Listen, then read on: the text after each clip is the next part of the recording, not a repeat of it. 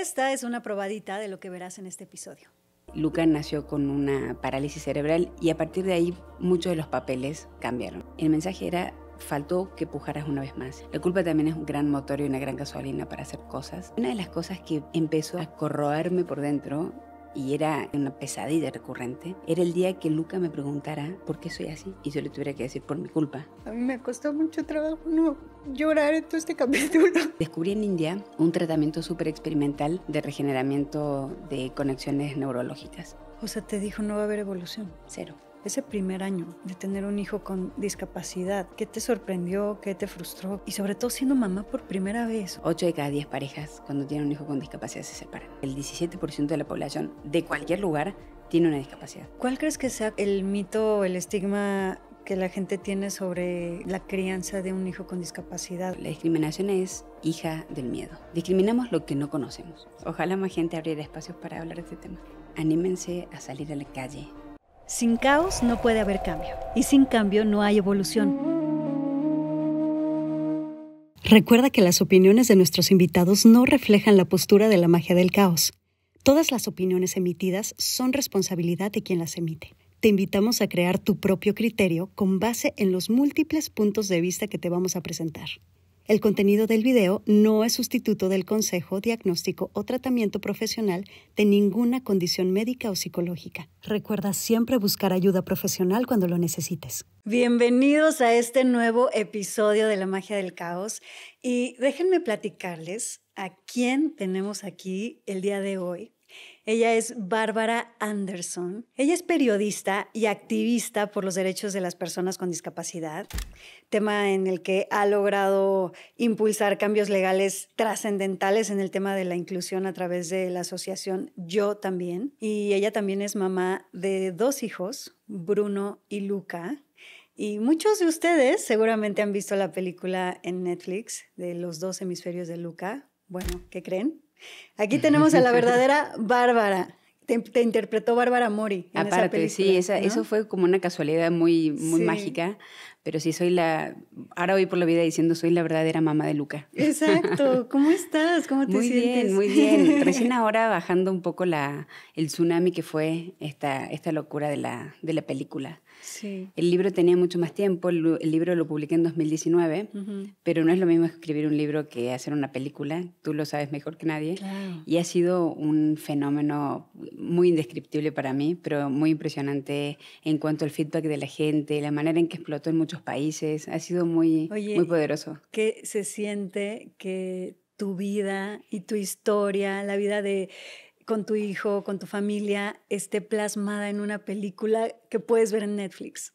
Es una cosa surrealista realmente, porque mucho del guión que hicieron Javier Peñalosa y Mariana Chanillo, que es la directora también, se basó en muchos videos familiares, en muchos videos que yo tomaba cuando íbamos a la India o en casa, de muchas conversaciones reales que ocurrieron. Entonces era como ver reproducida bonita, con buena iluminación, con música de fondo y con actores fantásticos, cosas que ya habíamos vivido. Sí. Entonces fue como un shock muy, muy poderoso. Ver tu vida resumida en la pantalla es algo a lo que no estamos nadie acostumbrado, excepto ustedes que tienen un reality show familiar, pero el resto de los humanos normales no lo tenemos. Sí. Y sobre todo para mis hijos también fue como muy raro verse en espacios muy parecidos. Mi casa es igual a la casa que ven en la película. Nuestra ropa, mucha de la ropa que usó Bárbara Mori era ropa que yo había usado en algún momento. Entonces hay tantas similitudes que termina siendo una cosa como un poco difícil de explicar, como un universo paralelo muy loco. Sí. O sea, sí se parece, porque pasa muchas veces que cuando se hacen biografías o adaptaciones, luego la gente de la realidad como que dice, ay, no, eso nada que ver con mi vida. Bueno, no, físicamente sí. Pero el resto de la historia sí, fue brutalmente parecida. El equipo de producción retrataron hasta detalles que no se ven en la película, pero que le quiera volver a ver y se fije un poco más en detalle. Los portarretratos que hay en el departamento, si uno se acercaba, eran los mismos portarretratos que hay en mi casa, pero hechos con Bárbara Mori, Juan Pablo Medina y los actores. O sea, hasta reprodujeron esos detalles mínimos. Qué bonito. Los dibujitos que están pegados en el refrigerador eran de Bruno, y los fotocopiaron y los pintaron y los volvieron a pegar. Entonces realmente es una cosa como Mimic muy parecida. Ay, pues qué increíble. Muchas felicidades. Muchas gracias. Cuando tú escribiste ese libro sobre tu vida Sí. y lo que había pasado con Luca en el 2019, Sí. ¿te imaginaste que se iba a convertir en una película? No, nunca, jamás. Yo creo que nadie. Si le preguntas, ¿te imaginas quién haría de ti en una película si contaran la historia de tu vida? Creo que nadie. Estamos pensando en eso nunca. Oye, y bueno, para quienes no te conocen y que tal vez no han visto la película, a mí me encantaría que pudieras resumir quién eres y que nos cuentes cuál ha sido el motor de tu trabajo en el periodismo, en el activismo, y cómo podrías resumir tu historia de lo que pasó con Luca. En cortito. Aquí no estamos haciendo la película, pero por lo menos que puedas resumir un poco para que también tengan ganas de ver la película. Por mi acento, que no lo he logrado perder en 23 años en México, soy argentina. Llegué a México en el 2002, en medio de la crisis de Argentina.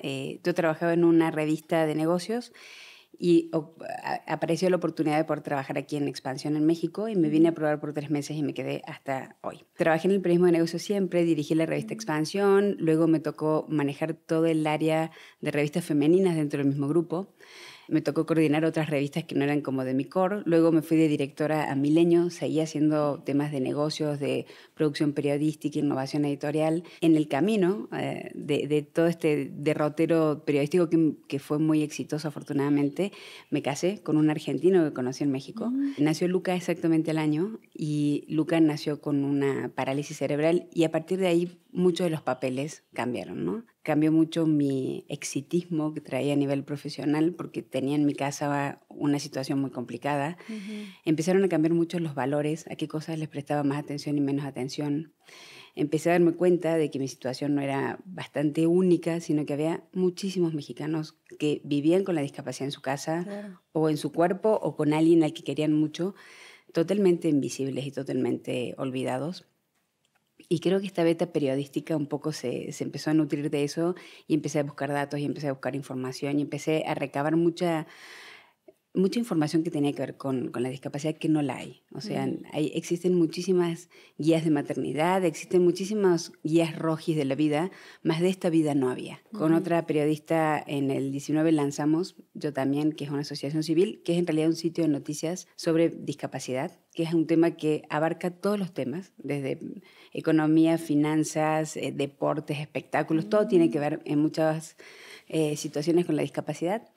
Y como buena mamá desesperada por encontrar una manera en la que ayudara a un hijo con discapacidad, empecé a buscar muchísimo material, empecé a leer muchísimo sobre neurología, me empecé a suscribir a muchos sitios sobre novedades neurológicas, papers, y descubrí en India un tratamiento súper experimental de regeneramiento de conexiones neurológicas.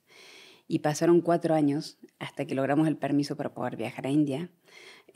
Nunca habían tratado a niños. Luca fue el primer niño en ser tratado. ¿Qué edad tenía Luca? 6 años. Era muy chiquitito.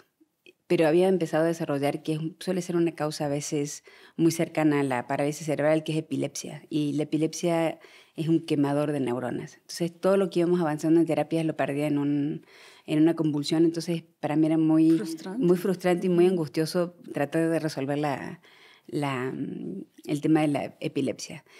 Y viajamos a India, descubrimos un tratamiento que resultó ser, a pesar de ser experimental, resultó ser muy efectivo en Luca. Y cuando volví, me acuerdo que me fui a tomar un café con unas amigas. Una de ellas había trabajado en la revista Elle, que yo dirigí, y ya estaba en Penguin Random House, que es una editorial. Y cuando le contaba, mientras con los tenedores y los platos le explicaba cómo funcionaba el cerebro, me dice, ¿por qué no escribes un libro sobre esta historia? Y me pareció una locura porque, otra vez, ¿a quién le escriben una biografía? ¿O quién escribe una biografía si no tenés una vida interesante? Entonces, me terminó de convencer, salió Los 2 hemisferios de Luca, que el nombre incluso es una metáfora de su cerebro y del mundo, y le fue muy bien, y al poco tiempo ocurrió la magia de que Netflix descubriera el libro y decidiera hacer la película. ¿Sientes que escribir ese libro fue como terapéutico para ti? ¿Cuál fue tu motivación? ¿Con qué objetivo estabas escribiendo ese libro? ¿Era más como una especie de desahogo o era como que tenías ganas de que se convirtiera en un bestseller? O sea, ¿qué estaba en tu mente? No tenía, va a sonar muy a síndrome del impostor, pero no pensé nunca que iba a ser un bestseller. Fue muy terapéutico, yo no sabía que lo sería. Cuando me propusieron escribir el libro, escribo yo desde los 17 años que soy periodista, entonces todo el día escribo y escribo muchísimo sobre otras cosas, sobre otras personas, pero escribir sobre uno mismo es dificilísimo. Y es como ponerte en un diván con un espejo y empezar a preguntarte cosas y empezar a cuestionarme qué de la historia que tenía quería contar, qué de la historia de mis hijos que son chiquitos quería contar, qué de la privacidad de mi casa quería contar, qué del tratamiento era correcto. Y tenía un editor dentro de mí que todo el tiempo me decía, esto no, esto tampoco, esto no lo pongas, esto no se te ocurra escribirlo. Pero fue muy... Sí, fue muy curativo. Y entiendo ahora estas nuevas terapias del journey, de la gente que te obligan a escribir todos los días algo de lo que pasó. Claro. Porque nunca nos tomamos ese espacio para autoentrevistarnos como un periodista de uno mismo, para ver todo lo que habíamos hecho, para descubrir todo lo que había pasado desde que llegué a México hasta que nació Luca y después todo lo que pasó con Luca y todo lo que Luca trajo a mi vida. No había tenido tiempo de procesarlo. Uno está en el día a día arriba de la ruedita de hámster y no paras a pensar nada. Y escribir es una manera como de decantar, una manera de aterrizar, una manera de ordenar los pensamientos también. A veces, por lo menos a mí me pasa que es como que todo tiene el mismo peso y el mismo valor y todo tiene la misma urgencia, pero cuando lo ves escrito decís, no, esto no era tan importante como esto, que sí fue muy importante. Entonces, la verdad para es que ordenarte por dentro. Sí, fue sumamente curativo el libro, muy. Me permitió descubrir cosas que yo no había descubierto. Ya lo he contado en otras oportunidades, pero cuando Luca nació, en realidad fue un parto natural, que en el último pujo se quedó sin oxígeno y el daño fue brutal en el cerebro. Pero en el momento que regresé a mi habitación, y hasta 6 años después, el mensaje era, faltó que pujaras una vez más y nada más. Entonces cargué con esa culpa muchísimo tiempo. Y tú te desvaneciste, ¿no? O sea, quedaste Claro, inconsciente. pero yo no sabía eso. O sea, lo que ven en la película, que está como muy normal ahí, lo averigüé escribiendo el libro. El editor del libro me dijo, necesito que expliques qué significa un accidente de parto y por qué no pudiste pujar. Sí. Y dije, bueno, pude porque no pude, y porque he sido mala madre y no pude. Pero decidí tomar una entrevista con el obstetra que estuvo esa noche en el nacimiento y fue cuando me explicó esto que ocurrió con la anestesia.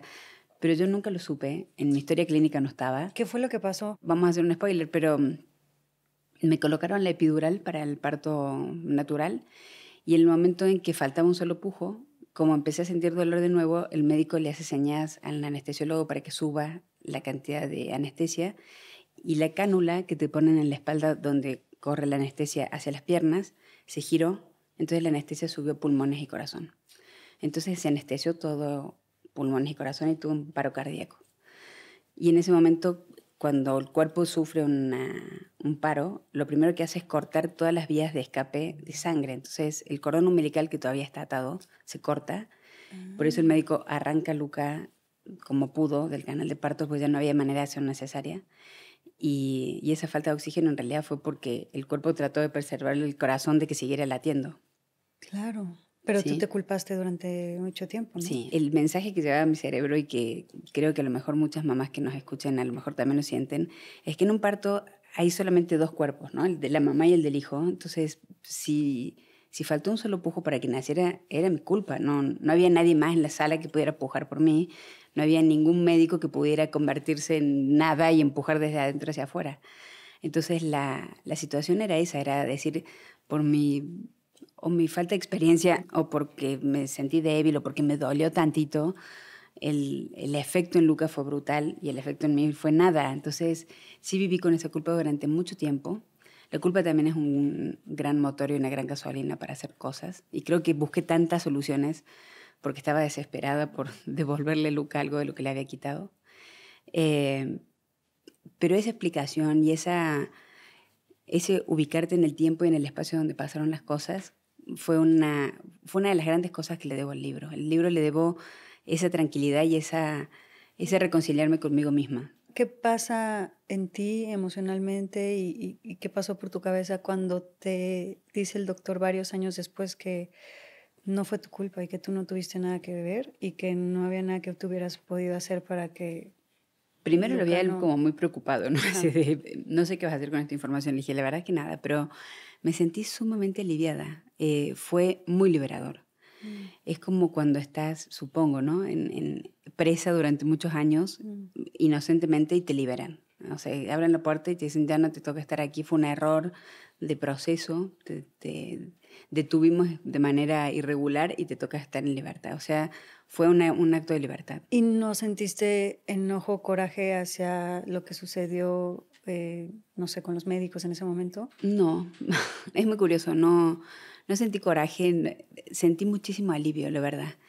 Entiendo que existen estos accidentes, creo que hay un aprendizaje y espero que la película un poco sirva para eso también, que es ser muy sinceros con los pacientes, ser muy sinceros con los pacientes, con las mamás en los partos, muchas veces para no herir, y yo entiendo que estábamos muy golpeados por la crisis de Luca, pero sí es importante la verdad siempre, por más rara que sea, por más difícil que sea, por más comprometida que sea, porque en ese momento a lo mejor sí podíamos haber hecho un juicio de mala praxis, pero creo que sí es importante vivir con la verdad, porque es muy injusto no solamente llevarme a Luca en su situación, sino llevarme a mí misma en mi misma situación de sentirme tan responsable por esa situación, donde en realidad fuimos dos personas que sufrimos un accidente, no solamente él. Me encantaría regresar al inicio, o sea, te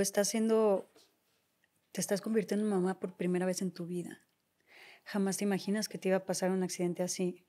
En ese momento tú te quedaste con la idea de que tu cuerpo había fallado y te dan el diagnóstico de Luca.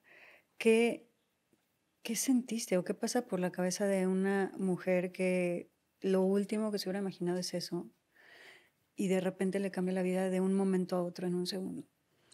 Es muy raro porque hasta ese momento precisamente mi vida había sido como la vida de cualquiera, ¿no? Con altos y bajos, pero muy predecible. O sea, yo sí sabía que si juntaba tantos elementos en una revista, la revista iba a salir de cual o tal forma. Tenía como mucha más control sobre la vida, sabía que podía controlar cosas y que podía programar cosas. Pero en el momento en que nació Luca, entré como en un túnel negro donde no sabía nada, no sabía si iba a vivir o no, si yo volvía, podíamos ir un rato a la mañana, un rato a la tarde a verlo a terapia intensiva. Lo primero que hacía llegar al hospital era mirar una pantalla que había de televisor con todas las camaritas arriba de las cunas para ver si la cuna estaba todavía con alguien, porque siempre es la sensación de que no me lo voy a encontrar cuando vuelva. Luego la vulnerabilidad, o sea, el hecho de la fragilidad de no poder controlar nada. Antes de irme a parir, yo soy muy organizada, entonces tenía un Excel con cómo iba a ser mi día a día una vez que naciera el bebé. Iba a volver a tener reuniones. Yo llevaba 5 revistas en ese momento, revistas como InStyle, Balance, Quién.com. Entonces tenía agendadas, la verdad es que acerté bastante bien a la fecha del parto, pero a partir de esa fecha sabía que en una semana y media, yo más o menos orientada con un bebé en mi casa, iba a tener reuniones por Skype, iba a recibir originales en mi casa con un chofer que me trajera las revistas para firmar, iba a tener reuniones con mi equipo, iba a revisar textos originales, iba a estar negociando portadas, tenía todo muy programado. Y lo había pactado con quien era mi jefe en ese momento, y se llamaba él Yes We Can, así se llamaba el documento, ¿no? Yes We Can, como Obama. Entonces le dije, mira, te firmo esto, me voy a parir en 2 o 3 días, y en una semana y media todo vuelve a su normalidad. No sé cuánto tiempo pasó después de eso, porque Lucas estuvo mucho tiempo internado, pero yo no sabía qué día era. O sea, yo que sabía exactamente minuto a minuto mi vida, había días que decía, ¿será domingo hoy? Porque hay menos tráfico yendo al hospital. Hoy me lavé los dientes. No, me los lavé el domingo. Había perdido completamente la noción del tiempo, del espacio. Fue realmente un shock. O sea, tus prioridades cambiaron absolutamente. Al piso. No... Me acuerdo que lo que antes me parecía un problema grave, así de nos quedamos sin papel, ahora ya no tanto porque no se imprime tanto, pero en esa época sí, quedarse sin papel porque no habíamos importado de Suecia, era todo un tema. Entonces decía, no, ese no es un problema. O sea, yo pensaba en mi casa y decía, no, ese no es un problema. ¿Se soluciona comprando papel en otro lado? Sí, no es problema. Y una de las cosas que empezó a corroerme por dentro, y era un miedo recurrente, una pesadilla recurrente, era el día que Luca me preguntara por qué soy así. Y yo le tuviera que decir por mi culpa. Entonces era ese diálogo y esa imagen aparecieron 1000 veces en mi vida. De cómo le voy a contestar a Luca, con qué tono se lo voy a decir, de qué manera tomará él de que yo lo atropeché con este cuerpo y lo dejé como lo dejé. Era un tema que me llevó muchísimo pesar. Que la persona que más quería era la que más daño le había hecho. Que la persona que más amaba a lo mejor nunca se pudiera comunicar conmigo porque nos fuimos con ese diagnóstico. No va a hablar, posiblemente no escuche, posiblemente no los entienda, nunca va a caminar solo, nunca va a hacer nada por sí mismo. Pónganle música, muévanle un poco las piernas para que no se entumezca y así se va. Y yo que me dedico a la comunicación y que todo ocurre por comunicación y poder hablar y entrevistar y sacarle la verdad de las personas y encontrarme con la persona que más quería, con la que no podía comunicar, con la que no sabía si me escuchaba o no. Era como estar en un universo paralelo con todo lo negativo que yo creía que tenía. Yo era organizada y entré a un mundo donde la organización no importa. Era súper comunicativa y entré a un mundo donde no existe la comunicación. Era una persona workahólica y entré a un universo donde todo ocurre súper despacio, muy lento, y los cambios tardan meses o años en notarse cuando yo necesitaba todo para ahora. Ajá. Entonces fue un shock del destino, fue un cambio de escenarios muy rápido. ¿Y a qué te enfrentas esos 2 primeros años, por ejemplo? Ese primer año de tener un hijo con discapacidad, ¿qué te sorprendió? ¿Qué te frustró? ¿Qué era? O sea, me imagino que todo era diferente, todo era distinto, todo era desconocido para ti. Y sobre todo siendo mamá por primera vez, o sea, súmale a eso. Que ni siquiera, o sea, que las mujeres de por sí, el ser mamá por primera vez nos parte, nos quiebra, nos pasa todo. Y ahora ser mamá por primera vez de un hijo con discapacidad, o sea, ¿cómo fue emocionalmente y mentalmente vivir ese primer año para ti? ¿Con qué te confrontas? ¿De dónde te agarras? ¿Cuáles fueron tus herramientas? Fue sumamente difícil porque también había un enorme signo de pregunta arriba de Lucas porque no sabíamos qué iba a pasar con él.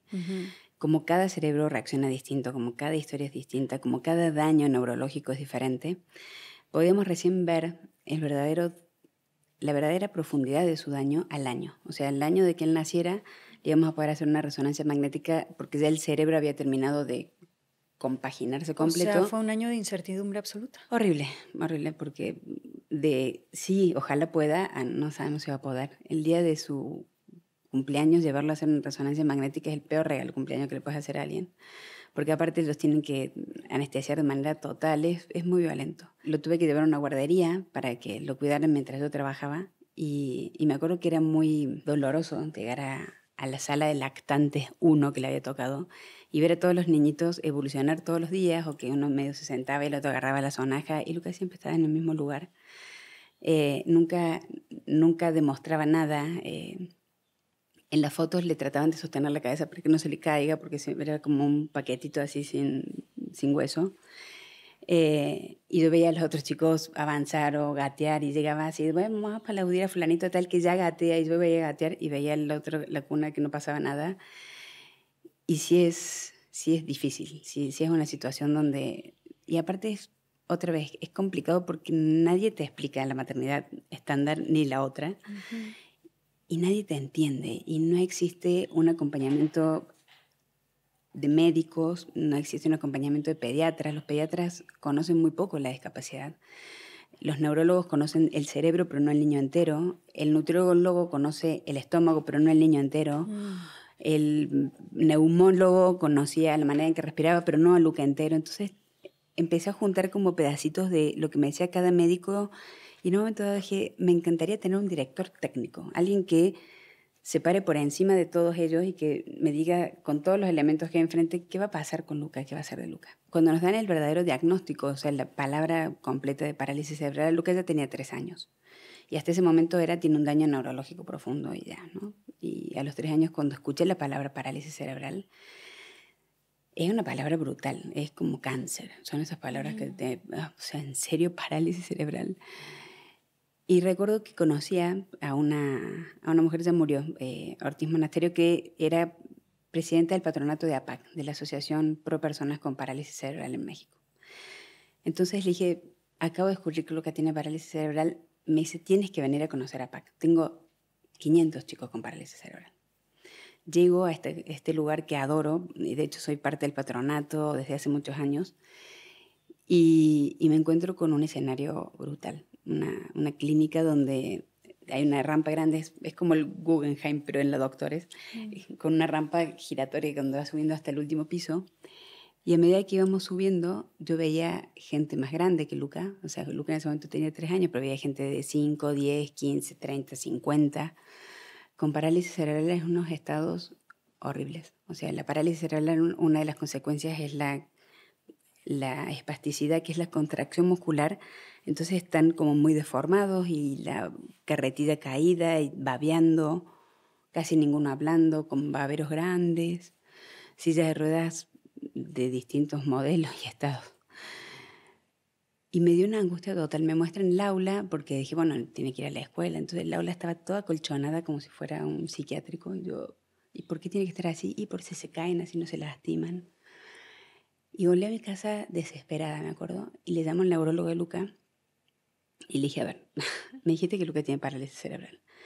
Me fui a APAC y la gente que viene a APAC no es Luca. O sea, el Luca que yo conozco no está así, me sonríe, es distinta su fisonomía.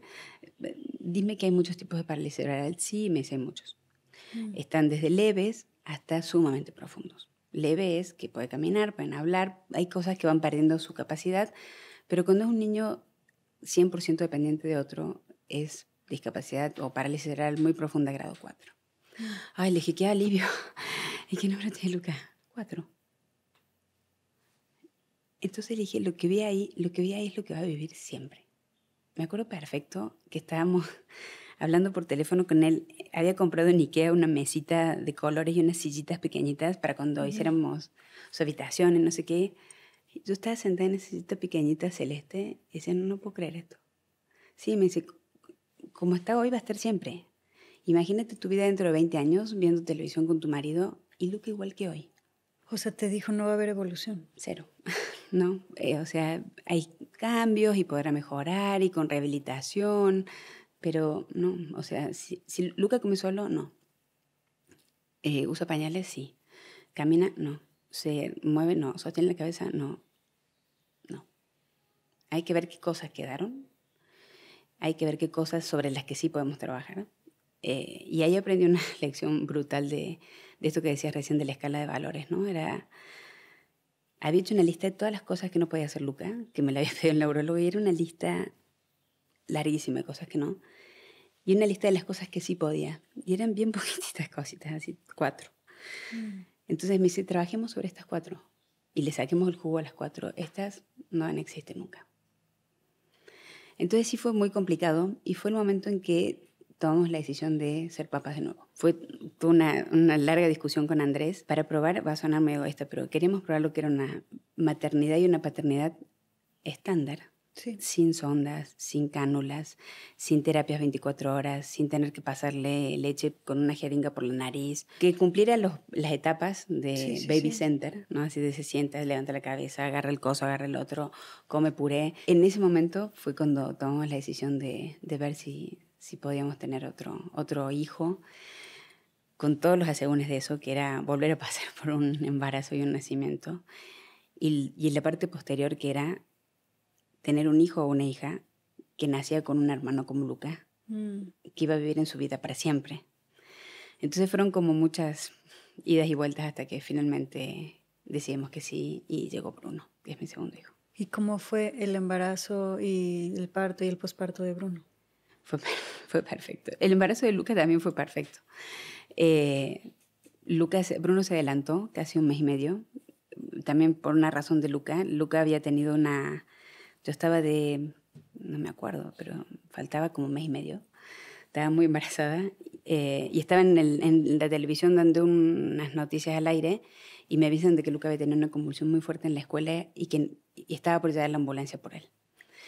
Entonces en ese momento pido que corten la cámara y bajo corriendo en tacones con la panza así al estacionamiento a buscar el coche para irme al hospital. Y recuerdo perfecto que era la marcha del CENTE cuando estaban haciendo la reforma educativa durante la presidencia de Enrique Peña y habían tomado todo Reforma. Yo tenía que cruzar Reforma. Entonces me bajé con mi panzota así y le dije a una maestra que estaba al inicio de la valla así de: mi hijo está gravísimo en el hospital, por favor déjenme pasar. Y se abrió, te juro, la marcha así como el Mar Rojo y pude pasar con el auto en contramano, llegué al hospital. Wow. Pero cuando llegué a terapia intensiva estaba su maestra, había llegado Andrés, que es mi marido, y no le encontraban las venas. Estaba tan mal que no le encontraban las venas, así que era una carnicería la cama. Luca estaba muy grave, seguía convulsionando, y en ese momento llega su neurólogo y me sacan de la habitación. Y dije, ¿pero por qué? Me dice, pues estás embarazada. No hay peor cosa para un embarazo que la adrenalina. Y esto es adrenalina pura, venís corriendo desde no sé dónde y podemos adelantar el parto. Le dije, claro que no. Y efectivamente sí. O sea, a los 3 días nació Bruno, se rompí bolsa, llegué al hospital. El médico me revisa y me dice, ¿puede ser parto normal ya, en este instante? ¿Está todo perfecto? ¿O prefieres cesárea? Le dije, yo la verdad que me gustaría redefinir la palabra parto normal, prefiero cesárea. Y nació por cesárea, nació perfecto, no estuvo en incubadora, a pesar de estar prematuro, se fue conmigo a las 24 horas a mi casa. El posparto fue perfecto, no pasó nada. Y yo decía, no entiendo a la gente que habla del baby blue, porque es lo más fácil. Cambió toda la perspectiva, ¿no? O sea, Bruno se despertaba, lo prendía, le sacaba el aire, lo acostaba, le cambiaba el pañal, lo volvía a prender, lo acostaba. Decía, esto es lo más fácil del mundo. Menos mal que fue el segundo, si hubiera sido el primero, que tenía 25 hijos, me encantan. Y fue un posparto y fue una evolución muy diferente, muy, muy simple, muy sencilla, muy de paso por paso. A la semana tal tiene que sacarse un moco y se lo sacaba. Yo decía, es de libro este chico. Entonces fue muy diferente. ¿Y cómo fue lidiar con tu esposo en todo este proceso de lo que pasó con Luca en un inicio de tu segundo embarazo? O sea, ¿cómo cambió tu relación de pareja con él? A ver, tengo una pareja maravillosa, tengo esa suerte. Hay una estadística que es brutal y brutalmente seria, que dice que de 8 de cada 10 parejas, cuando tienen un hijo con discapacidad, se separan. Por eso te lo pregunto. En este caso no pasó. Encontré del otro lado a una persona sumamente comprometida, una persona muy, muy compañera, pero compañera en el buen sentido de la participación como padre. Luca comía por una sonda, por la nariz, me acuerdo perfecto, y había que pasarle jeringuitas de leche materna, pero pasarle esas jeringuitas con cierto volumen de tiempo, porque era como un suero, demandaba como 1 hora y media y tenía que comer cada 3 horas, entonces entre esa hora y media mientras sacaba había que ir sacando leche nueva, pero refrigerando, pero me pasaba todo el día al lado de la jeringa, para ser honestos. Y a veces, muchas veces quedaba muy cansada la noche y me llegaba a despertar y encontraba el sacaleche lavado, perfecto, puesto así como un regalito en la mesa de noche. Se encargaba de hacer todo lo demás de la casa. Luca necesitaba muchísimas medicinas y él era el responsable de tener una farmacia San Pablo en mi casa con todo acomodadito. Entonces, para mí fue mucho más acompañado porque la carga fue muy pareja, sumamente pareja. Yo lo bañaba, entonces él hacía los masajes. Si yo hacía los masajes, él lo bañaba. Si yo me sacaba leche, él aprovechaba ese momento para hacerle la estimulación o para hacerlo caminar en unas alfombritas que teníamos. Nos dividíamos las idas a la terapia, pero casi en automático. Una vez me acuerdo que no nos habíamos dado cuenta de eso porque aparte era nuestro primer hijo y pensamos que todas las familias son así y que todos los padres funcionan así como los que están en pits en la Fórmula 1, que llega el auto y cambian las gomas y se van. Yo decía, así funciona la vida en todos los hogares. Hasta que llegó una pareja amiga y nos vio y nos dijo, ustedes están locos. O sea, ¿en serio que viven esto todos los días? Sí. ¿Y en serio que cambian tantos pañales por día? Sí, y el aceite y el coso. Teníamos pegado en el refrigerador la lista de medicinas con los horarios, con las terapias, como un Excel. En qué momento se cruzaba la línea roja, era la mía, la línea azul era la de Andrés. Era como un París-Dakar, criar a Luca. Wow. Y funcionaba y funcionaba. O sea, si yo me despertaba a las 3 de la mañana porque se ahogaba, yo sabía que me podía dormir porque a las 5 de la mañana él se iba a levantar. O de repente yo me despertaba y lo veía bañándolo porque estaba con fiebre, pero nunca me avisó. Se levantó, lo sacó la fiebre, me lo volvió a acercar. Síguelo siendo, un excelente coequiper. Por eso nos decimos socios, porque somos realmente los socios de Luca SADCB. ¿Cuántos años se llevan Luca y Bruno? 2 años, 2 días. 2 años, 2 días. Sí, exactamente 2 años, 2 días. Y cuando eran chiquitos tenía 2 bebitos y ya después se fue rompiendo la equiparación y Bruno empezó a crecer evidentemente más rápido, pero fue un niño, no sé si porque vivía en esta casa tan rara, se crió muy solito, dejó los pañales antes, durmió toda la noche desde que llegó, aprendió a hablar muy rápido, emprendió a leer a los 3 años. Es como un chico muy diferente a su hermano. Muy fácil. Muy fácil, absolutamente autosustentable. ¿Y cuánto tienen ahorita? Ahora tienen 13 y 11. ¿Y cómo es la relación entre ellos? ¿Cómo lo vivió Bruno? ¿Y nunca hubo una sensación difícil de Bruno en el sentido de verse a sí mismo tan distinto a su hermano y también el tipo de atención que ustedes tenían que darle al hermano, lo diferente que era la atención que le daban a Bruno también? ¿Cómo era para él todo eso? Bruno nació dentro de ese sistema, entonces para él era como muy normal ver que a su hermano le parecía un suero y tenía que... Incluso él decía, yo me encargo del suero de mi hermano, entonces abría el botón, le ponía el suero, como se que lo nació sacaba. así, entonces era súper normal. Para él era muy, muy normal su hermano y nosotros hemos sido también muy activistas para la inclusión, ¿no? Peleamos por la inclusión educativa, no solamente de Lucas, sino de miles de mexicanos, porque modificamos la reforma educativa de Peña, pero también la de Moctezuma. Hicimos muchos cambios que tenían que ver con la educación, entonces siempre peleamos porque vayan al mismo colegio, para que hicieran las mismas cosas. Pero a medida que iba pasando el tiempo, y lo noto incluso más ahora van a la misma escuela. O sea, logramos después de años que vayan al mismo colegio. Pero Bruno se siente un poco disminuido, curiosamente, versus su hermano. Porque Luca es Luca. Luca tiene un libro. Luca escribió su mamá un libro sobre él y fue bestseller, y Luca está en Netflix, y empapelaron la Ciudad de México con su cara y no la de él. Lucas va al colegio con un comunicador, o sea, es un iPad, y él lo controla con un botón. Luca no es oral, entonces con un botón controla y habla la computadora. Y como tiene un iPad y tiene Wi-Fi, en los recreos pone música, entonces es muy divertido.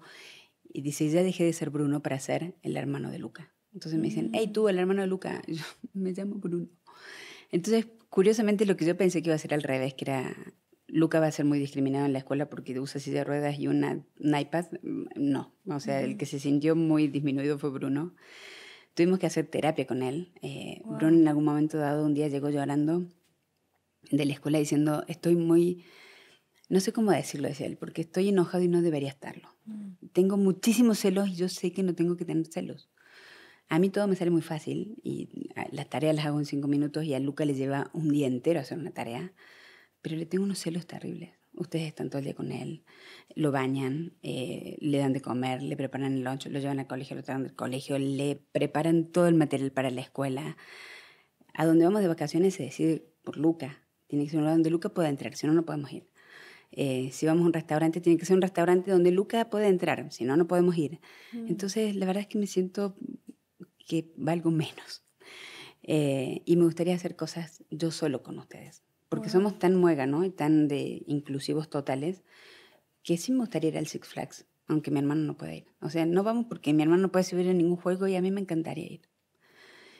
Y fue como una llamada de atención hace 1 año y medio más o menos. Y tomó terapia y logró sacar mucho de eso.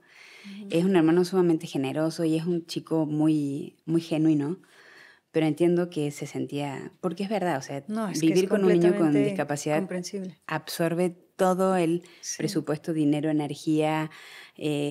Cada cosita pequeña que hace Luca es un festejo impresionante.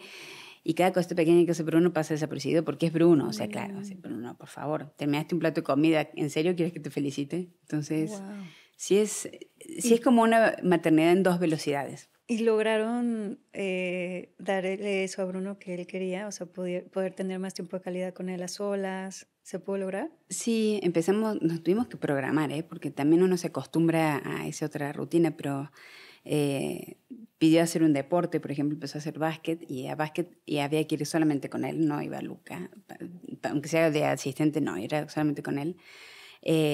Poder salir a pasear solo con él, tener planes con él, hacer un viaje donde fuera su papá y él, por ejemplo. Se fueron los dos juntos Bruno es muy bueno en robótica, entonces ganó un concurso en México y lo mandaron a un evento internacional en Italia, a un concurso internacional, y entonces su papá lo fue a encontrar a Brescia, donde era el campeonato, y pudieron hacer un recorrido por Italia juntos. Entonces sí empezó a sentir que su cuerpo ocupaba espacio en esa casa, donde el 80% lo ocupa una silla de ruedas.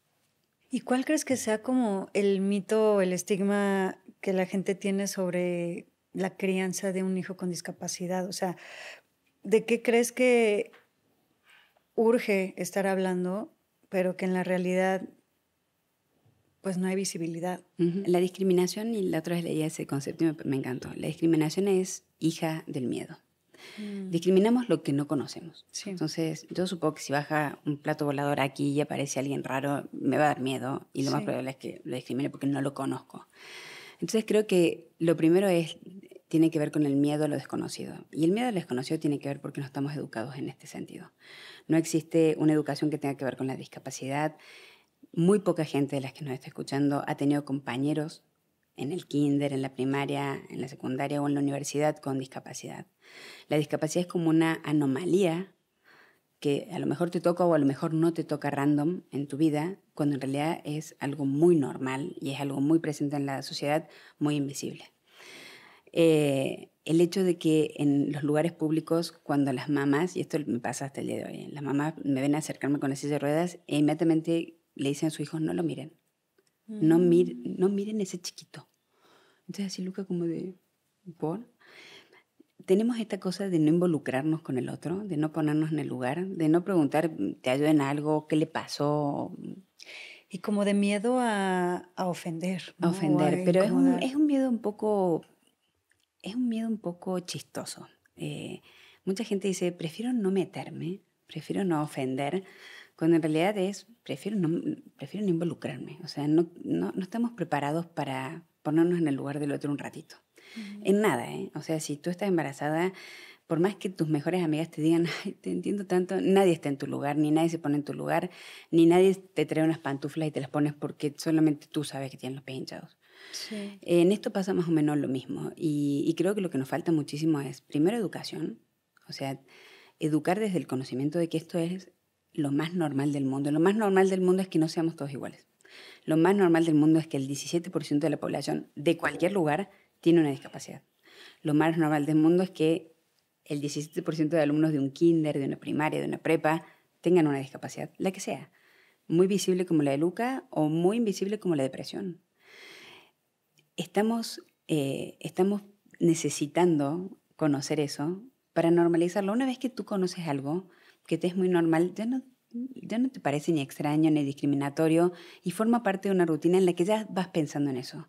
Los espacios se empiezan a construir para personas con discapacidad, las escuelas dejan de ser discriminadoras automáticas para ser inclusivas naturales. Creo que pasa por una cuestión de educación y por atrevernos a preguntar. O sea, somos muy miedosos al dolor ajeno. Muchísima gente me dijo, no quise ver la película de Luca para no sufrir. O sea, pues sé que voy a llorar, prefiero no llorar. Y hay sentimientos que hay que dejarlos salir. Y hay situaciones que a veces el cine es la mejor manera o la manera más suave para asomarte a temas que son difíciles. Y creo que ese puede ser un caso para los 2 hemisferios de Luca. ¿Qué les dirías tú a los papás que están pasando una situación similar o que les acaban de dar un diagnóstico similar, que sienten que es más grande que ellos, que sienten que es algo que no, pues con algo que no van a poder lidiar, como en su momento tal vez tú no veías la luz al final del túnel? Sí. Hoy en día, ¿qué le podrías decir a esa gente que está pasando por lo mismo que tú pasaste? ¿Sabes que lo pensé? Lo pensé hace un par de años. Me tocó volver a la misma maternidad a ver al hijo de un amigo nuestro que había nacido. Iba subiendo las escaleras y decía, ¿qué hubiera pasado si con estas cosas como de Black Mirror me hubiera cruzado en la escalera conmigo misma? Exacto. O sea, si yo hubiera estado subiendo las escaleras con la panzota, bien feliz, y estuviera saliendo Bárbara del hospital, ¿qué le hubiera dicho a esa Bárbara? Le hubiera dicho que iba a tener un varón, porque yo no sabía qué sexo era. Le hubiera dicho que iba a tener un infarto. Lo hubiera prevenido de que esto iba a ser horrible. O lo hubiera dejado pasar bien contenta y que se atropellara contra la pared como iba a pasar en una hora más tarde. Creo que como todos los problemas, la mejor manera de superarlos es atravesándolos. Todos tenemos que pasar por esta tormenta. Todos aquellos padres que acaban de ser diagnosticados o que viven en esta condición actualmente, es muy difícil estar dentro de la tormenta y ver la luz, ¿no? Es como cuando estás dentro de un tornado, solamente ves la camioneta y la vaca girando a tu alrededor y no ves que afuera hay un campo que está tranquilo. Hay que pasar por ahí, pero se puede. Todo pasa. Lo malo pasa. Las cosas buenas a veces son poquitas, pero sí llegan. Y muchas veces estas situaciones brutales en la vida también llegan a cambiarnos la manera en que bailamos la vida. Hay un proverbio africano que dice, si cambia la música, cambia el ritmo. Y no estamos acostumbrados a eso. O sea, nosotros nacimos con rumba y pensamos que toda la vida va a ser rumba. Pero de repente aparece un tango y queremos seguir bailando rumba, pero hay tango. Y la rumba no se engancha con el 2x4 y seguimos con la rumba. Hay que parar y hay que decir, ahora es otra canción, ahora es otra música y tengo que aprender a bailar otro baile y ser la mejor en ese otro baile. La discapacidad trae muchas cosas difíciles, trae momentos muy tristes, trae depresiones muy profundas, trae replanteamientos personales, culpas, pero es una realidad con la que se puede vivir. Anímense a salir a la calle, anímense a convertirse en papás enojados con el entorno, porque necesito muchísima más gente enojada para que este mundo cambie, para que este mundo sea más accesible. Anímense a vivir con esa listita de las pocas cosas que puede hacer y festejar esas pequeñas cosas. Lo poco que Luca pueda hacer o lo poco que cualquiera de sus hijos pueda hacer con discapacidad es un montón. Y hay que festejar ese montón. Y es un montón. Y es su capacidad. Y es su vida. Y nosotros somos todos para ello. Entonces nos necesitan enteros, nos necesitan cercanos, nos necesitan críticos en algunos casos. Así, yo lo reto a Luca cuando hace alguna macana también, por supuesto. Pero nos necesitan activos. Hablando durante 13 años en salas de espera con muchísimos papás de niños con discapacidad,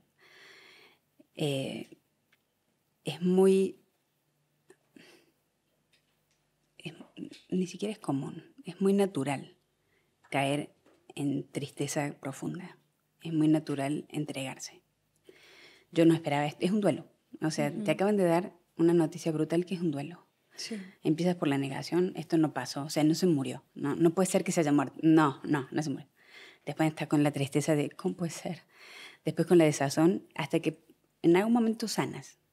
Y este duelo también es así, es un poco más largo porque es un duelo que no se acaba, pero hay que aprender a vivir con él. Hay que abrazarlo, hay que quererlo y hay que vivir con esa situación diferente de vida. Nos han enseñado y hemos vivido en una sociedad donde está todo tan normal, donde lo homogéneo es lo que se premia, donde lo perfecto es lo que triunfa, donde lo que no se sale de los bordes del dibujito con el lápiz está bien pintado, que es muy difícil ir en contra de esa corriente, pero se puede. Y se agradece un montón.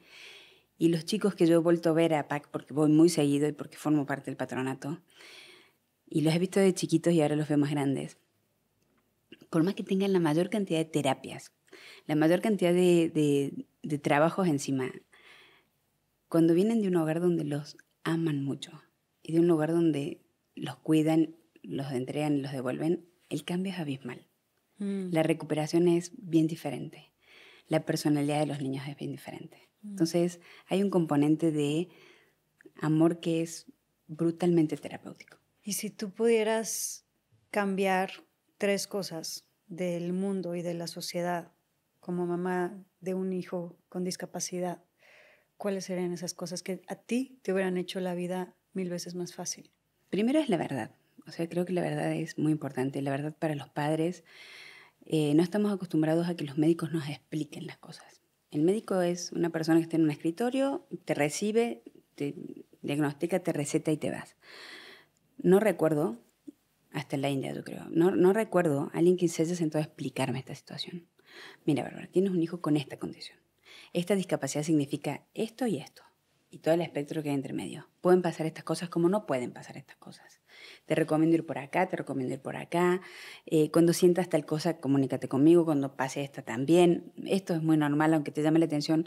No hay ningún acompañamiento, no hay ninguna información. En ningún terapeuta, ni físico, ni neurohabilitador, ni pediatra, nadie te explica nada. No sé en otras maternidades, pero tiene influenza, le das esta medicina y ya, a ver, te voy a explicar qué es la influenza y por qué llegó y qué hay que tener en cuenta y por qué puede haber pasado, cómo podemos prevenir, cómo podemos evitar que el resto de la casa se contagie. Nadie te explica nada, nada, nunca.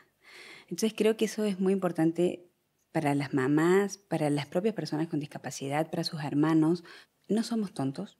O sea, yo entiendo que los médicos han estudiado, pero a cualquiera de nosotros en el siglo XXI, si nos explican algo, entendemos claramente de qué viene. Entonces creo que por una cuestión de respeto al otro y por una cuestión de derechos humanos al otro, hay que explicar la verdad y hay que tomarse el tiempo de explicar cómo funcionan las cosas. Cómo funciona tu cuerpo, qué pasó con tu cuerpo, qué pasa con su cuerpo. Es muy necesario. Lo segundo que cambiaría sería la educación. O sea, si tú me das una varita mágica en este momento, cambiaría la educación por completo. La educación tiene que ser inclusiva desde la guardería, desde el lactantes, desde ese momento. Tenemos que enseñar a los maestros, hoy las normales no la enseñan, pero tenemos que enseñar a los maestros la diversidad. Vivimos en un sistema que está acostumbrado a tener todos alumnos exactamente homogéneos. No puede haber ninguna variación, pues si no los medican o si no los cambian de colegio. Empezar a enseñar en la diversidad, empezar a enseñar en la variedad, empezar a abrazar esto, porque ahí es donde está la semilla de todo. Claro. En esa escuela, en ese kinder, está el futuro arquitecto que va a hacer un edificio accesible. En ese lactario hay la futura ginecóloga que va a contarle a una mamá lo que pasó porque tuvo un compañero con discapacidad. Wow, sí. Creo que ese es un gran cambio que necesitamos hacer cultural. Y el otro tiene que ver con la empatía. La empatía es un músculo. La empatía está dentro de cada uno de nosotros y es un músculo que ejercitamos bastante poco. Esta cosa de ponernos en el lugar del otro se vende muy bien, se ve políticamente bonito, pero no existe en la realidad. Nos ponemos en el lugar del otro en un sismo las primeras 48 horas. Ahí es cuando explota Fuerza México, no sé qué, mi orgullo, mi superpoder es ser mexicano. Y luego en Tlalpan había gente viviendo en carpas 3 años más tarde sin nada. O sea, somos empáticos reactivos, pero no somos empáticos todo el tiempo. Ayer fui a un centro comercial y los 8 lugares pintados de azul para autos para personas con discapacidad estaban ocupados por autos sin placas especiales. Y no pasa nada. Y estamos acostumbrados a que no pase nada. En vez de estar preocupados porque, ¿y si llega a venir Bárbara con Luca y no se pueden bajar? Y se tienen que bajar como me pasó 2 pisos más arriba y bajar por escalera con una silla de ruedas. Ese tipo de cosas no tienen que ocurrir. Porque yo antes de estacionar tengo que decir, 5 minutos, no soy empático y me voy a otro lugar. La empatía no es solamente ponerse en el lugar del otro, sino es sentir como el otro. Por eso el cine es tan empático, ¿no? Porque nos obliga a convertirnos en otras personas. Pero empezar a pensar en que no somos únicos, en que nos puede pasar, en que necesitamos estar rodeados de gente diversa y necesitamos entender esas diversidades desde un lugar sumamente genuino, sin ser gandallas, sin ser injustos, sin ser ventajistas. Y la tercera cosa tiene que ver con la empatía, que es un músculo que ejercitamos bastante poco y que tiene que ver con esta sensación de ponerte en el lugar del otro, ¿no? De ponerte genuinamente en el lugar del otro y tratar de entender la situación. Creo que hoy por hoy existe un mal concepto sobre la empatía de te entiendo y se van. Y el entiendo tiene que ser una cuestión de acción. La empatía tiene que ser un verbo activo. Y tengo Sí. que ser empático desde que te digo que te entiendo hasta que no ocupo una rampa en un centro comercial que no me corresponde. O que no uso el elevador aunque no me haga falta y hay alguien en silla de ruedas esperando para poder subir. Desde el momento en que genuinamente me pongo en el lugar de otro y te trato de entender y trato de ponerme en tu lugar, creo que ese sería uno de los puntos más importantes para nosotros. O sea, creo que eso ayudaría muchísimo a las personas con discapacidad, a las familias de quienes vivimos con alguna discapacidad, que vivimos la misma situación. O sea, yo vivo las mismas desplantes que le hacen a Luca porque estoy atrás de él empujándolo. Entonces, creo que la empatía sería el tercer elemento que me encantaría incorporar. ¿Qué frutos ha dado todo esto que hiciste por Luca, todo lo que pasó con estas máquinas que se fueron a la India y que después trajeron a México? O sea, ¿siguió Luca con ese proceso? ¿Siguió con esas terapias? ¿Y si notaste un cambio? ¿Cómo ha sido esa evolución en él? Sobre todo porque me acuerdo que me dices que te dijeron que Sí, nunca nada. nada iba a cambiar. Esa misma pregunta me hizo Mariana Chenillo, la directora. Me dice, ¿qué cosas cambiaron en Luca? Entonces decidí mandarle un disco con fotos y videos. Entonces me dijeron que nunca iba a caminar y le mandé un video donde Luca está con una caminadora, es como una especie de andadera gigante, y vamos los dos caminando. Luca nunca se va a poder comunicar con nadie y Luca está terminando primaria, ya pasó su examen para entrar a la secu, con un comunicador se comunica perfecto y es un gran escritor de poemas. ¿En serio? Sí.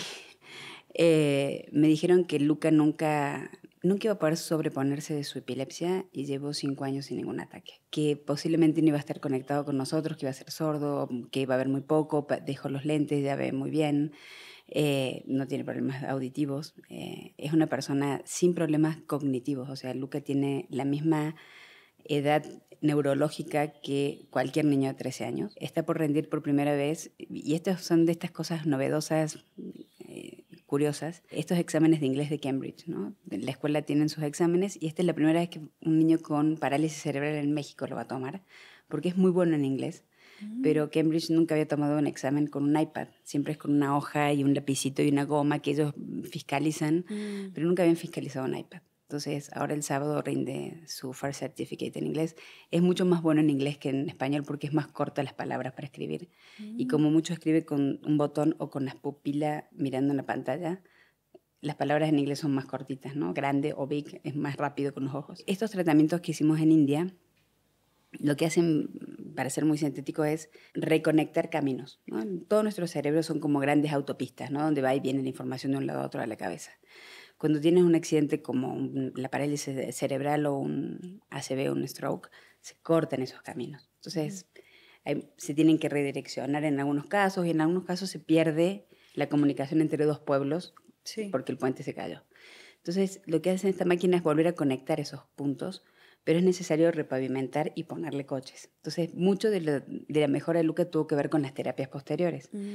Reconectamos partes, pero hubo terapia orofacial, pero hubo terapia de comunicación y lenguaje para que aprenda a usar un iPad, pero hubo terapia física para que tenga la fuerza suficiente como para enderezar el cuerpo y poder sostener una caminadora y avanzar.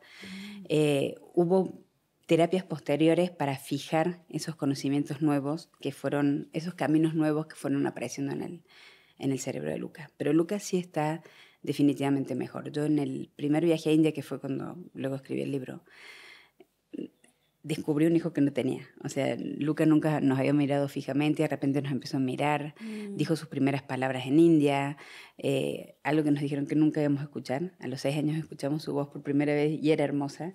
Entonces sí hubo un cambio muy, muy evidente en Luca y no creo, no lo sé, no existe lo hubiera, pero no sé si estaríamos en el mismo lugar hoy si Luca no hubiéramos ido todos tantas veces a la India. ¿Y su razonamiento? No tiene ningún problema cognitivo. Lo que necesita es mecanismos para sacar esa información de su cuerpo. Es como una persona muda. O sea, necesita un comunicador. O sea, pero tú puedes tener conversaciones perfecto, sí. profundas con él. Sí. Y hablamos de la película y vio la película. Y me acuerdo que la gente de Netflix nos dio un código para verla semanas antes de que saliera en la plataforma. Entonces nos sentamos todos en casa, los 4, palomitas, para ver la película. Y cuando terminó la película, le dije a Andrés, bueno, a ver, del 1 al 10, ¿cuánto le pones? 10. Bruno, 15. Bárbara, 10. Luca, 8. Y yo, ¿y por qué 8? Entonces, con su comunicador me dice, primero porque no sabía que daba tanto trabajo. O sea, para él toda su vida había estado sentado en una silla de ruedas. Nunca se había visto durante 96 minutos, porque ninguno de nosotros nos hemos visto en una película, siendo llevado y traído a todos lados. Nunca había visto un parto, me dijo, y me pareció bastante impresionante. No sabía que habías llorado tanto por mí y te quiero pedir perdón. Entonces le dije, no me tienes que pedir perdón por nada. ¿Te dijo? Sí. Yo no sabía que habías llorado tanto por mí porque yo nunca te vi llorar conmigo. Y es verdad, yo nunca lloré delante de Luca, nunca. O sea, me encerraba o esperaba que se durmiera y soltaba todo, pero con él enfrente nunca. Entonces me dice, yo no sabía. Le dije, porque nunca me viste. Y la otra era que no sabía que daba tanto trabajo. Me dice, yo no sabía que soy tan trabajoso para ustedes en un avión, en una escala. O sea, todo el trabajo que doy no lo ve ella porque estoy en mí, no estoy en la televisión. Wow. Entonces, ese tipo de conversaciones o ese tipo de análisis no lo tuvo Bruno, por ejemplo, y podría ser totalmente estándar su comentario. Qué interesante. Sí, es una persona sumamente interesante, es sumamente observador. Yo supongo que es porque está quieto y está en ese lugar y los chicos son más móviles. Pero es la única persona que se da cuenta si me cambio el color de pelo, si me hice las uñas. ¿En serio? Sí, así de uñas. Y yo, alguien en este hogar masculino detectó que me hice la manicure.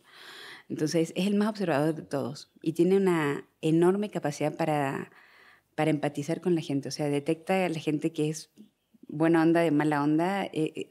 Tiene como un escáner maravilloso. Y esto es muy interesante porque muchas veces cuando vemos a niños o a gente con parálisis cerebral, pensamos que cuando su cuerpo no puede expresar o no se puede mover de cierta manera, entonces su cerebro no está registrando el mundo. Solamente pensamos que incluso no se dan cuenta de cosas o que no entienden ciertas solamente cosas. Solamente el 30% de los niños con parálisis cerebral tienen algún daño cognitivo. La mayoría o sea, entienden no. y ven lo mismo que nosotros, sí. Simplemente es como estar encerrados en un cuerpo que no les permite manifestarse, expresarse. Eres tú y a partir de este momento ya no puedes hablar más ni te puedes mover más. Por eso te digo que es importante lo de la educación, porque esto que me dices tú es muy normal porque nadie te ha explicado que la persona con parálisis cerebral no asumimos que... Sí, ahí hay una anécdota muy simpática de Bruno, ¿no? Un día llegó un compañerito de la escuela a comer a casa. Luca todavía no iba con ellos a la escuela. Entonces cuando llega lo ve y dice, ¡ah! No sabía que tenías un hermano en silla de ruedas. Sí, dice Bruno, tiene parálisis cerebral. ¿Cómo?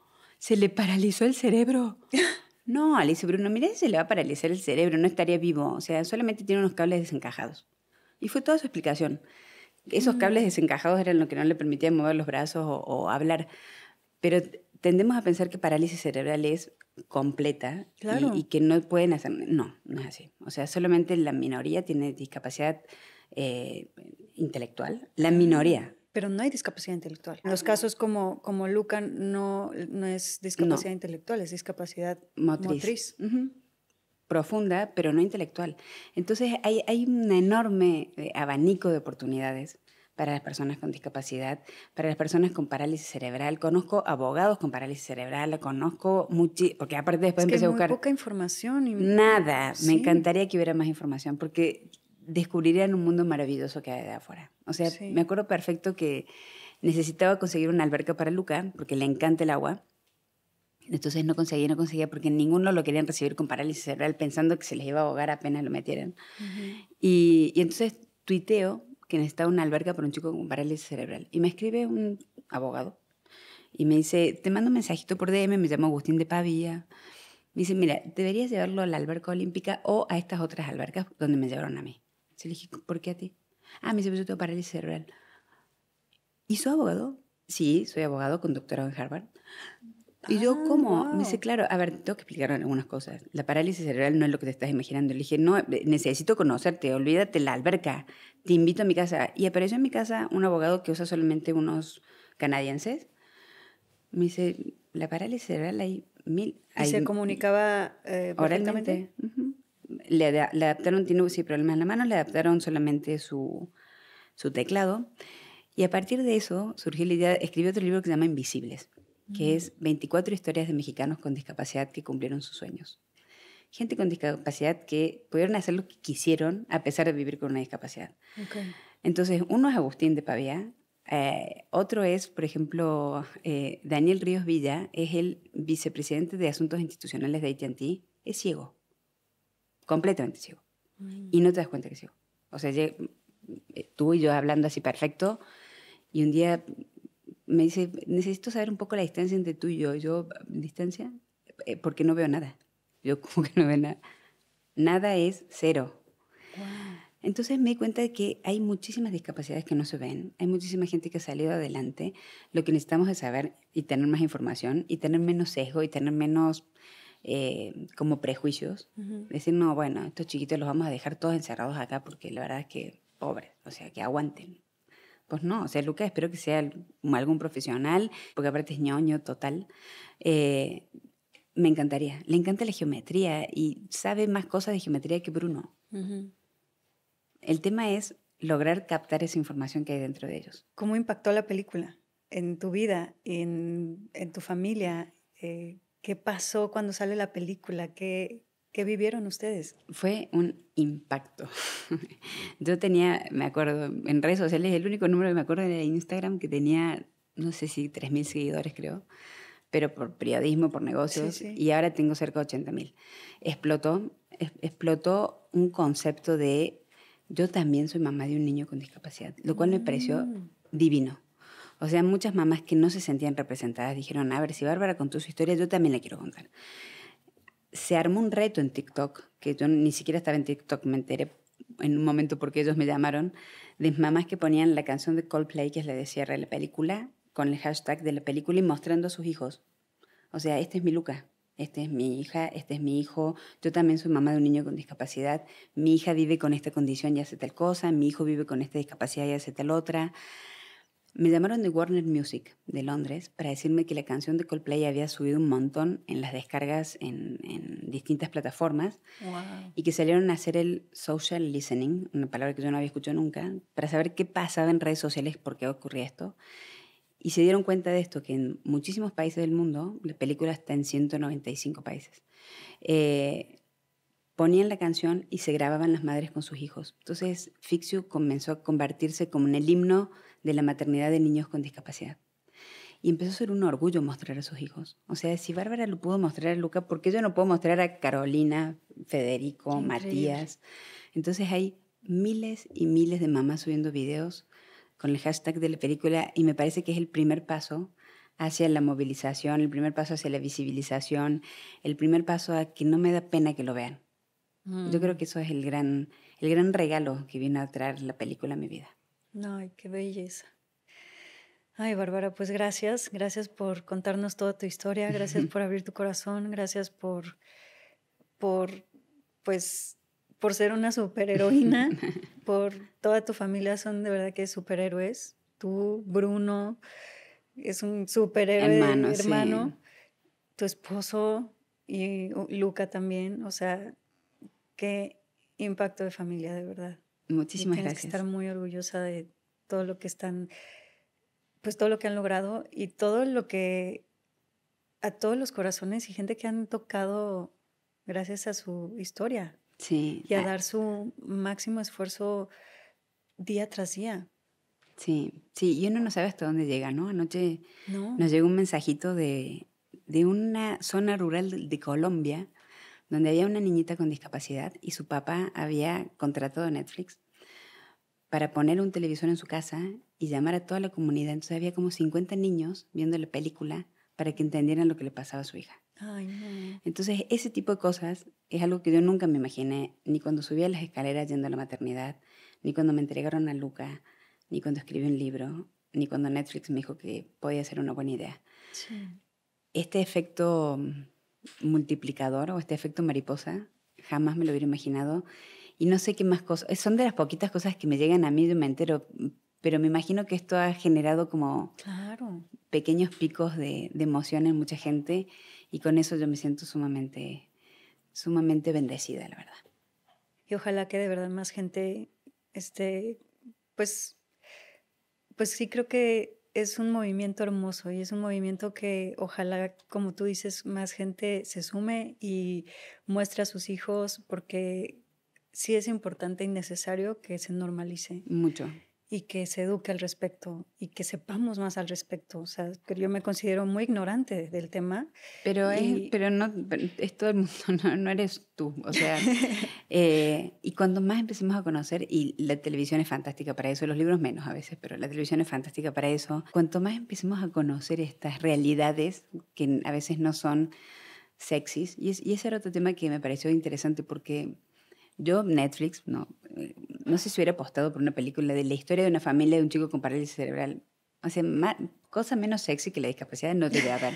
Y sin embargo, sí apostaron a eso. Y sin embargo, sí, del otro lado, vino una ola súper poderosa de devolver ese gesto. Sí. Entonces creo que se pueden hacer este tipo de movimientos de manera más y que bonita. hagamos entretenimiento más... Inclusivo. Sí, definitivamente. Que sirva para crear este tipo de conciencia, ¿no? En todos los espacios tienen que ver con esto.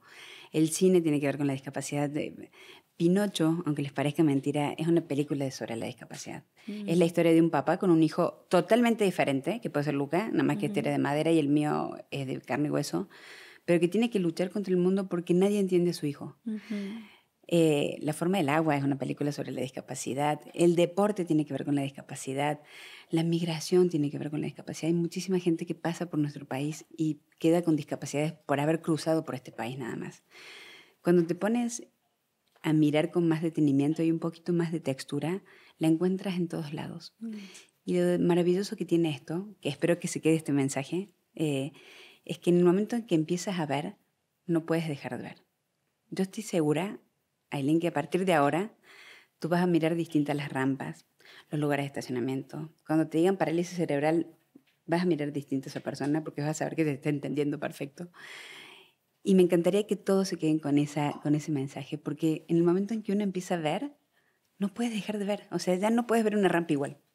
Y eso es maravilloso. Bueno, a mí me costó mucho trabajo no llorar en todo este capítulo. Perdón. No, es que me movió mucho. Tengo ganas de llorar desde hace una hora. Ay, pero gracias. Gracias por tu historia. O sea, lloré cuando vi la película y ahorita creo que me moviste todavía muchísimas fibras. Y, ay, muchas gracias. No, a ti. Sí. Porque necesitamos de estos espacios de verdad. O sea, ojalá más gente abriera espacios para hablar de este tema. Y yo de verdad, o sea, la gente que más admiro es la gente que puede tomar este tipo de adversidades y dar todo lo que está en sus manos como para no victimizarse, sino sacarle el máximo provecho a una situación que cualquier otra persona diría es imposible salir de ahí, ¿no? Es imposible,